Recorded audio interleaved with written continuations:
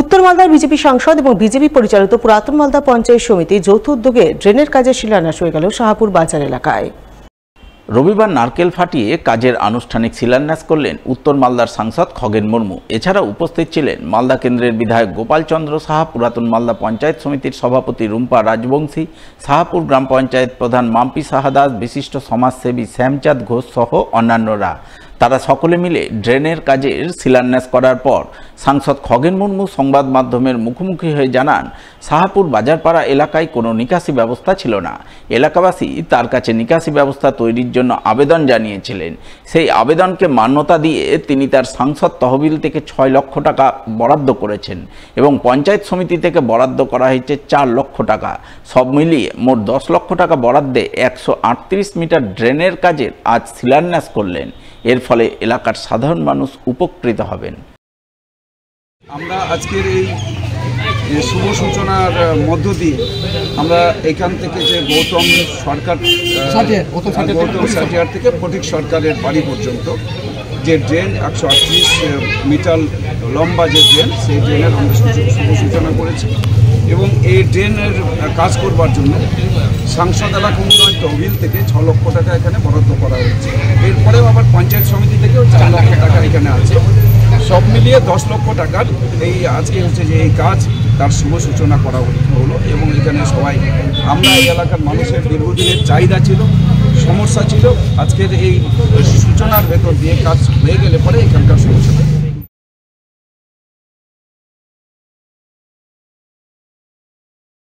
দক্ষিণ মালদায় প্রাক্তন কংগ্রেস সাংসদ আবু হাশেম খান চৌধুরীর সাংসদ তহবিলের বরাদ্দকৃত অর্থে একাধিক উন্নয়নমূলক কাজের উদ্বোধন ও শিলান্যাস হয়ে গেল রবিবার। কালিয়াচক 1 নম্বর ব্লকের আলিপুর 2 নম্বর গ্রাম পঞ্চায়েত এবং নওদা যদুপুর গ্রাম পঞ্চায়েত এলাকায় উন্নয়নমূলক কাজের উদ্বোধন ও শিলান্যাস করলেন দক্ষিণ মালদার বর্তমান কংগ্রেস সাংসদ ইসা খান চৌধুরী। এছাড়া উপস্থিত ছিলেন কংগ্রেসের আইনজীবী সেলের নেতা মাহিবুর রহমান, কংগ্রেস নেতা সাদেমান খান, জিয়াউল হোসেন সহ অন্যান্যরা। তাদের নিয়ে এদিন দক্ষিণ মালদার সাংসদ প্রথমে আলিপুর 2 নম্বর গ্রাম পঞ্চায়েতের শেরশাহী এলাকায় একটি মাদ্রাসার ক্লাসরুম সহ অফিস ঘর নির্মাণ কাজের শিলান্যাস করেন। এরপর তিনি দুটি হাইমাস্ট সোলার লাইটের উদ্বোধন করেন শেরশাহী এবং রান্নুচক এলাকায়। এছাড়াও নওদা যদুপুর অঞ্চলের জগদীশপুর এলাকায় একটি রাস্তার কাজের উদ্বোধন এবং একটি গার্ডওয়ালের কাজের শিলান্যাস করেন বলে জানা গেছে। এই প্রসঙ্গে দক্ষিণ মালদার সাংসদ ইসা খান চৌধুরী জানান, আজ যে সমস্ত কাজ উদ্বোধন ও শিলান্যাস করা হলো তার পেছনে প্রাক্তন সাংসদ আবু হাশেম খান চৌধুরীর অবদান রয়েছে। কারণ তিনি সাংসদ থাকাকালীন এই সমস্ত কাজের জন্য 30 লক্ষ টাকা বরাদ্দ করেছিলেন। সেই বরাদ্দকৃত অর্থেই একাধিক উন্নয়নমূলক কাজের উদ্বোধন ও শিলান্যাস করা হলো আজ। আজকে আমাদের কালিয়াচক 1 ব্লকের সুজাপুর কনস্টিটিউয়েন্সিতে আমাদের এমপি ল্যাড আমরা আজকে উদ্বোধন করছি 30 লক্ষ টাকা। এই এমপি ল্যাড হচ্ছে আমাদের প্রাক্তন সাংসদের দালুবাবু, ওনার ফান্ড থেকে। এখানে আবার 2টো অঞ্চলের আজকে আমরা উদ্বোধন করেছি। একটা আলিপুর 2-এর আমাদের ওখানে 2টো সোলার লাইট 6 লক্ষ টাকা, 2টো মাদ্রাসার জন্য। তারপরে একটা অফিস ক্লাসরুম, ওখানে 10 লক্ষ টাকা।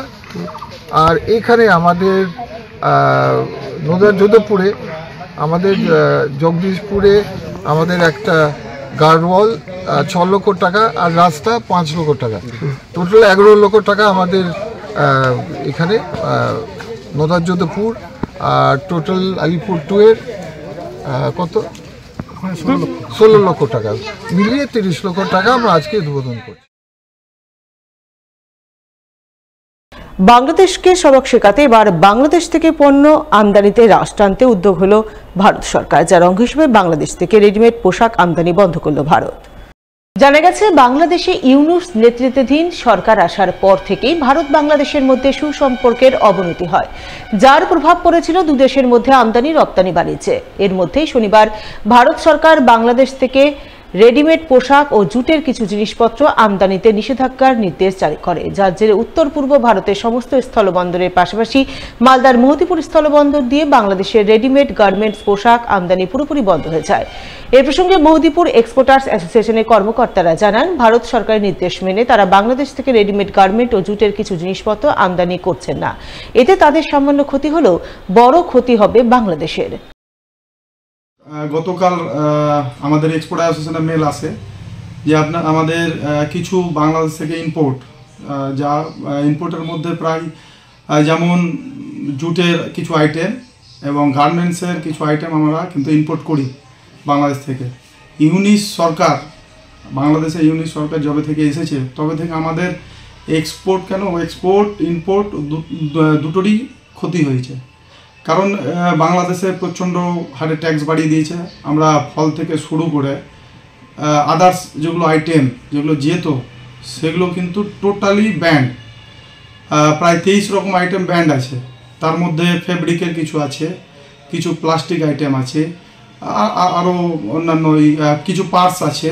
এই সব জিনিস কিন্তু আমরা এক্সপোর্ট করতাম, কিন্তু ওনার আসার পর থেকে অলরেডি ট্যাক্সের কারণে আমরা এক্সপোর্টটা মোটামুটি মার খেয়েছি। এবং এই যে ইনপুটটা আমরা করতাম সেই ইনপুটে আমাদের কিছু তো এক্সপোর্টার আছে, তারা এই ব্যবসার সাথে জড়িত ছিল। যেহেতু আমাদের ভারত সরকার এবং বাংলাদেশ সরকারের সাথে কি হয়েছে না যে আমাদের তো কোনো বিষয় আসে না, কারণ আমরা এক্সপোর্টার, টাকা দিয়ে ব্যবসা করি। ইউনিশ সরকার এইসব গাফিলতির জন্য আমাদের এক্সপোর্ট এবং ইম্পোর্টের দুটোতেই মার খেয়েছে।